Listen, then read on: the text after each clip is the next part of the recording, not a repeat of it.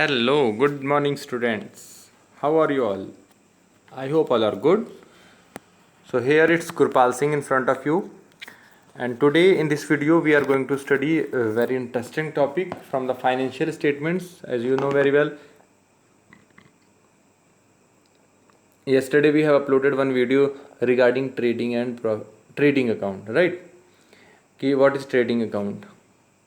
सभी को पता लग गया ट्रेडिंग अकाउंट क्या होता है, क्यों बनाते हैं? ओके, सो ट्रेडिंग अकाउंट फिर से मैं थोड़ा सा रिपीट कर लेता हूँ पीछे की बात को।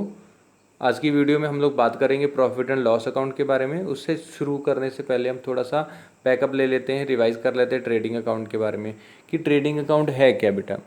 What is trading account? Trading account is the statement which is prepared to ascertain gross profit और ग्रॉस लॉस। ठीक है, ट्रेडिंग अकाउंट क्या है? एक तरह का स्टेटमेंट है जिससे हम लोग क्या असर्टेन कर सकते हैं, ग्रॉस प्रॉफिट और लॉस। ठीक है ना। और वहीं पे अब ग्रॉस प्रॉफिट तो आ गया हमारे पास, but after that we need what? हम लोग को और किस चीज़ की ज़रूरत है? We have to calculate net profit also ना। So for that we have to prepare profit and loss account. So before moving to profit and loss, we have to study about operating profit। भाई देखिए, trading first stage पे हमें क्या दे देगा? Gross profit. क्या दे देगा बेटा? Gross profit. Okay, so after gross profit we have to move for what? हम लोग को किधर के लिए जाना पड़ेगा? We have to move to next step, that is operating profit. क्या है नेक्स्ट फेज हमारा बेटा? That is operating profit. क्या है? Operating profit. अच्छा, actually what is operating profit किसी को पता है? नहीं पता है, चलिए मैं बताता हूँ आपको। What is operating profit? बेटा operating profit is the operate profit which is ascertain और calculated through the normal operation and activities of the business. मतलब हम इसमें किसी चीज़ की मैन्युफैक्चरिंग नहीं करेंगे, ठीक है। नॉर्मली एक्सेस करा करके जो भी हम लोग प्रॉफिट अर्न करते हैं, राइट। ये देखिए आपके पास डेफिनेशन लिखी हुई है यहाँ पे। Operating profit is the excess of operating. जैसे बिजनेस को हमने ऑपरेट करा, हमें रेवेन्यू मिला यानी कि इनकम हुई। अब उस इनकम में से हम एक्सपेंसेस को जब माइनस कर देंगे, then here it is the profit, that is operating profit. And these profits are ascertain before the payment of interest and tax. So that is why this profit is also termed as in earning profit before interest and tax. What? Earning profit before interest and tax, right? Is it clear? Any problem till here? No problem.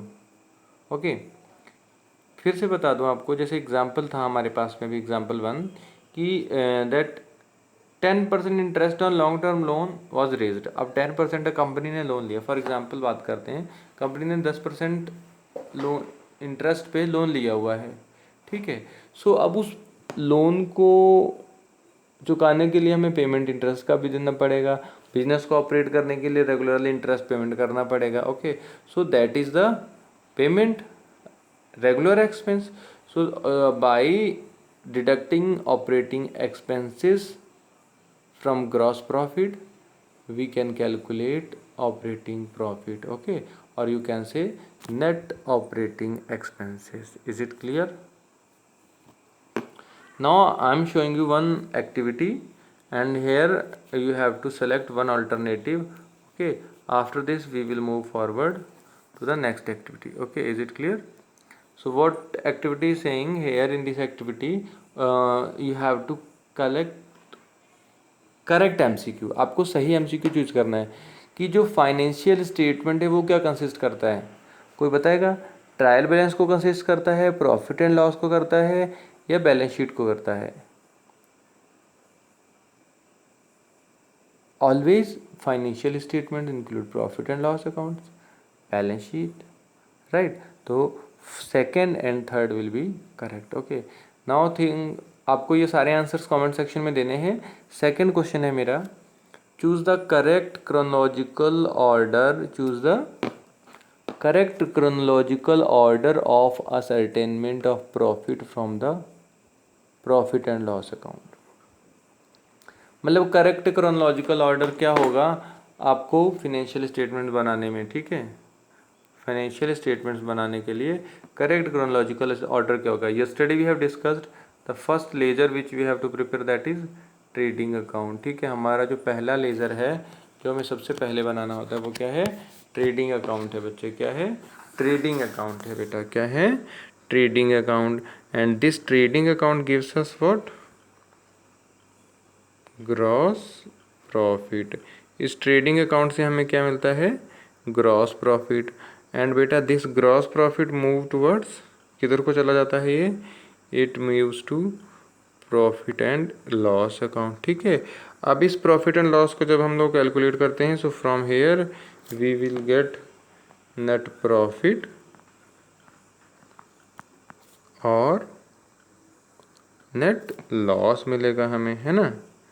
तो उसके बाद में जो भी net profit और loss होगा वो किस में ऐड हो जाएगा, कैपिटल हमारे पास बैलेंस शीट में दे रखी होगी। In this capital if we are getting net profit we have to add it, हम इसे ऐड कर देंगे। अगर लॉस हो रहा है तो हम लोग लॉस को क्या कर देंगे, माइनस कर देंगे। Okay, so afterwards there will be complete financial statement. So it consist 3 stages.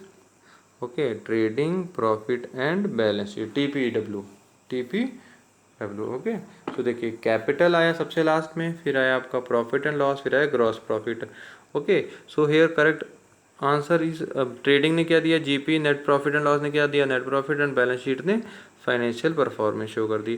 So here you can see gross profit then net profit, but one thing we have skipped here, after gross profit you will have operating profit। ठीक है, मतलब revenue manufacturing से पहले ही हमारा business operate जो करना है ना, नेट प्रॉफिट से पहली फेज पे हमारे पास इंटरेस्ट और पेमेंट्स के पहले जो प्रॉफिट होगा उसको हम क्या बोलेंगे, ऑपरेटिंग बेटे। ठीक है, तो प्रॉफिट, नेट प्रॉफिट से पहले हमारे पास ऑपरेटिंग प्रॉफिट आएगा, then after that net profit आएगा। Okay, so this third one will be the correct option. ये चीज समझ में आई।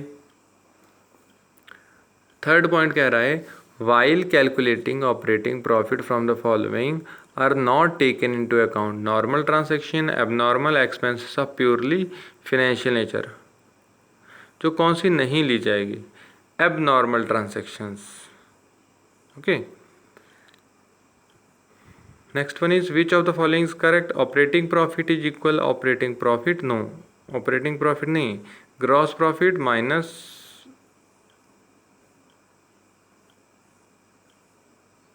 Operating expenses, so this one is तो incorrect. Okay, rest columns are skipping. आगे बात करते हैं नेक्स्ट की। हेयर हम अभी चर्चा करेंगे सबसे पहले कि DI क्या है, direct expenses. What do mean by direct expenses. Direct expenses की बात मैंने कल भी करी थी, कल की वीडियो में, again I am discussing hair.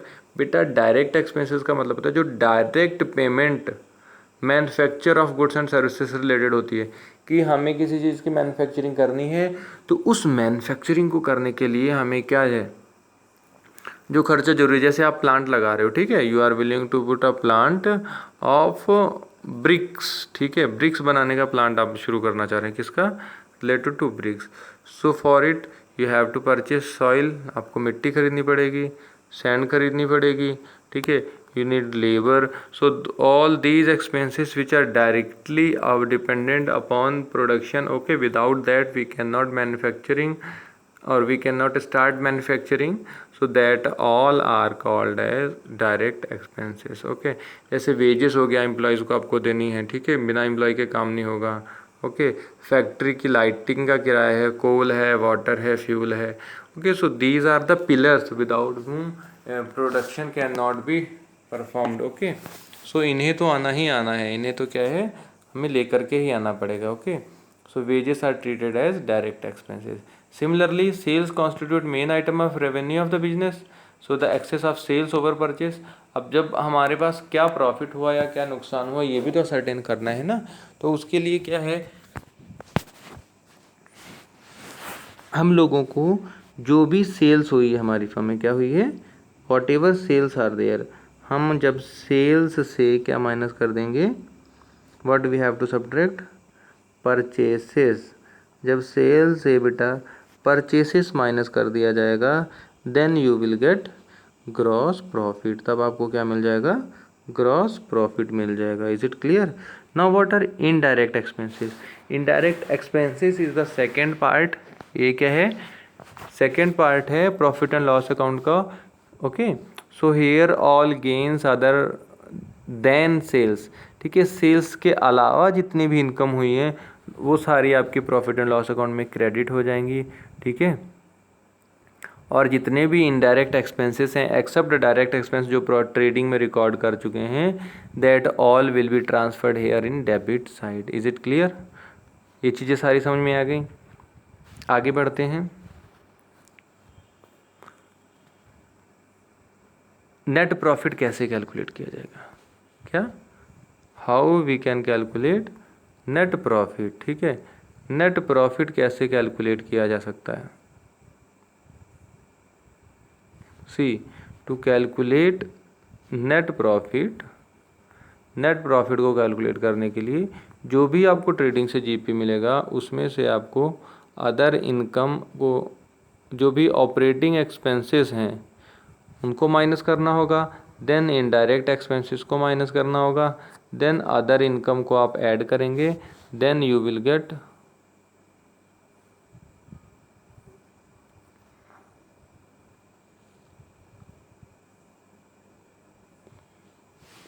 net profit. Is it clear?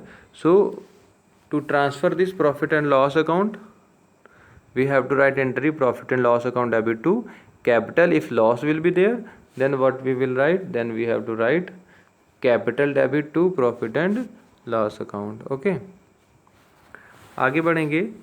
Now we will solve one numerical. हम लोग के क्वेश्चंस को लगाने की कोशिश करते हैं। Here in this question we are having what? Gross profit. हमारे पास ग्रॉस प्रॉफिट दे दिया गया है। सो हम लोग शुरुआत करते हैं। मेरे पास ये देखिए फॉर्मेट भी बना हुआ है, profit and loss account for the year ended. Okay, so you know very well in the debit side always expenses comes in profit and loss account and in credit side all gains will come. ठीक है, क्या आएगा? Debit में expenses आएंगी, credit में losses आएंगे। Okay, अब यहाँ से देखते हैं। First one is gross profit. Okay, so it is gain, so it will be transferred here in credit side. We will write by gross profit. What is the value of GP? That is 60,000 बेटे। how much? 60,000। तो हम लोग लिख देंगे 60,000। ठीक है, मेरा column थोड़ा छोटा है इसलिए हमें बाहर लिखना पड़ रहा है। आफ्टर दैट रेंट बेटा, it is our expenses, so here I will write in debit side to rent. Okay, that is of 5,000। Okay, after that salary paid, so we have to write to salary, that is of 15,000। okay, उसके बाद आगे क्या है? Commission भी paid किया गया है, that is 7,000। तो लिखेंगे to commission, to commission we will write. What we will write? We will write commission. क्या लिखना होगा हमें? We will write commission. Okay, so बेटा here we have to write what? Commission. तो कमीशन की value कितनी है? कमीशन की वैल्यू कितनी है? That is given 7,000। So here I will write to commission 7,000। Okay, after this interest paid on loan, this is also expense, so ये भी हमें लिखना पड़ेगा to interest on loan. Interest on loan की value कितनी दे रखी है? 5,000। So here I will write 5,000 write. उसके बाद में एडवर्टाइजिंग कितनी है? 4,000। ये भी हमारी एक्सपेंस है, so we have to write it here to advertising. कितना है ये? This is 4,000 again, so here I will write to advertising 4,000। After the discount received, this is our income, so this will recorded here in credit side by discount received. Okay, how much was it? 3,000। okay, कितना है ये? 3,000 है बेटा। उसके बाद printing and stationery क्या है? Printing and stationery इसको डेबिट साइड लिखेंगे to printing and stationery. Okay, what is the value of printing and stationery? 2000। यहाँ कितना लिख देंगे? 2000 बेटा। ओके,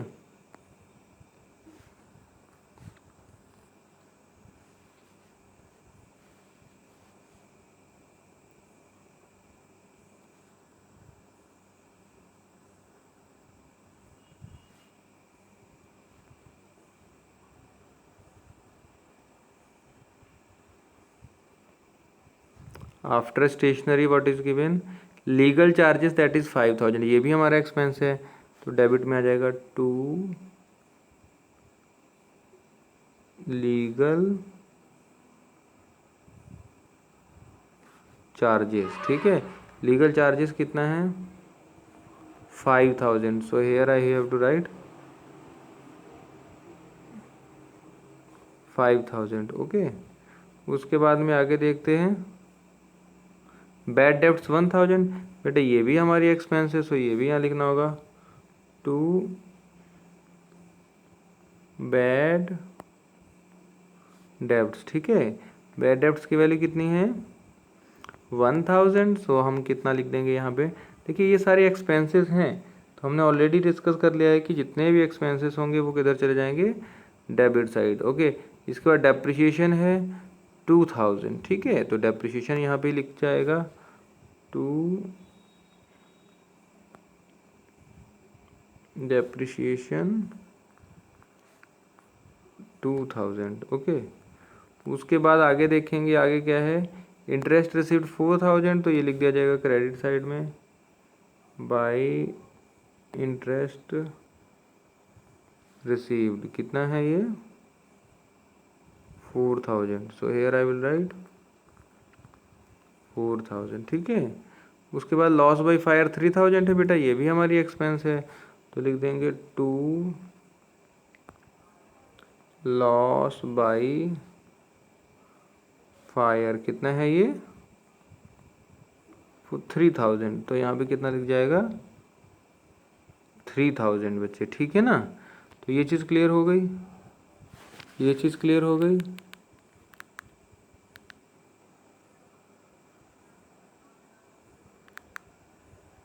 ओके, अब हमारे जितने भी बेटा एक्सपेंसेस थे वो सारे रिकॉर्ड कर दिए गए हैं, यहाँ पे आप देख सकते हैं।